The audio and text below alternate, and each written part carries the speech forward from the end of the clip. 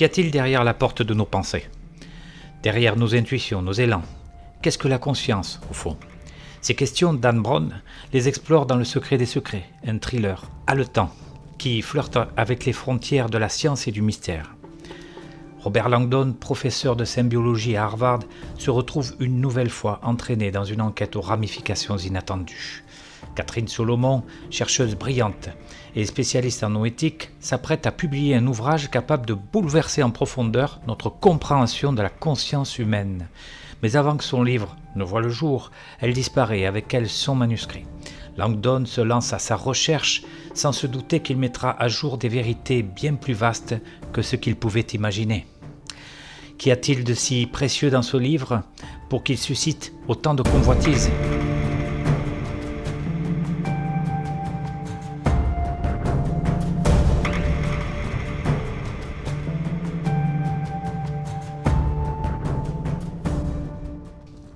Toutes les clés d'un roman à la Dan Brown sont réunies.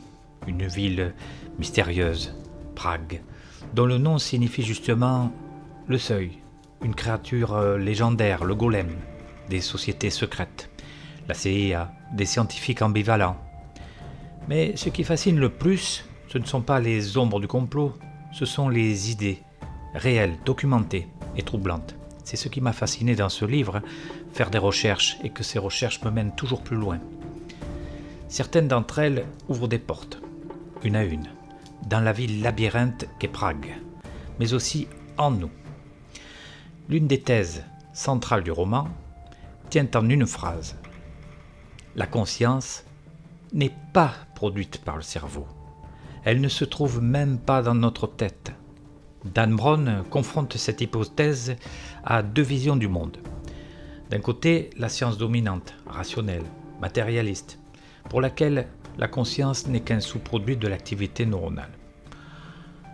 On connaît la musique, j'aimerais entendre autre chose. D'ailleurs, je suis souvent étonné d'entendre des philosophes qui ont une grande notoriété dire que finalement, il n'y a rien après cette vie sur Terre.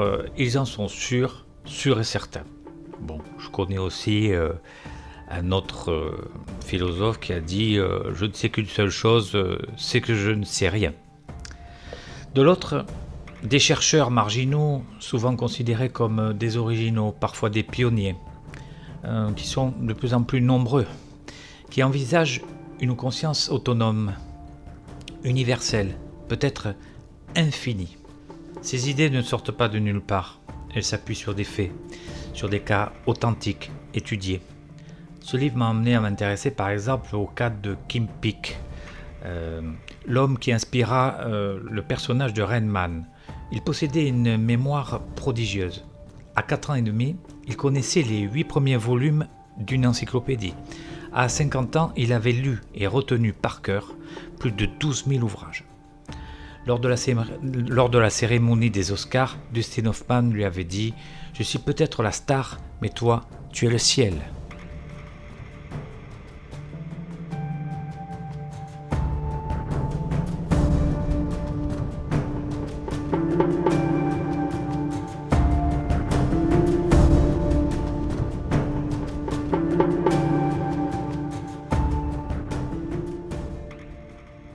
Certains naissent avec ces capacités hors normes, mais d'autres les développent soudainement à la suite d'un accident ou d'un traumatisme.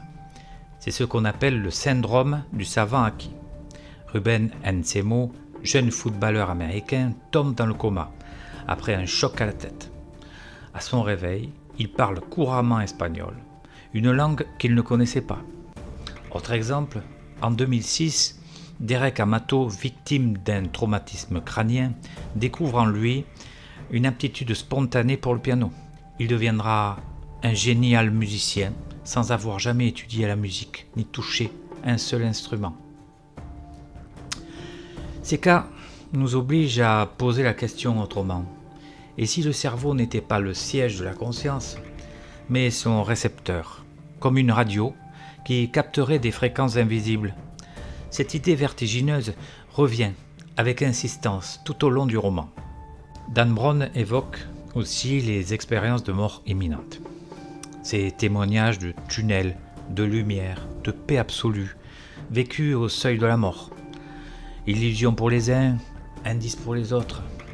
Le psychiatre Patrick de Vravrine avance une hypothèse fascinante. La sensation d'habiter notre propre corps,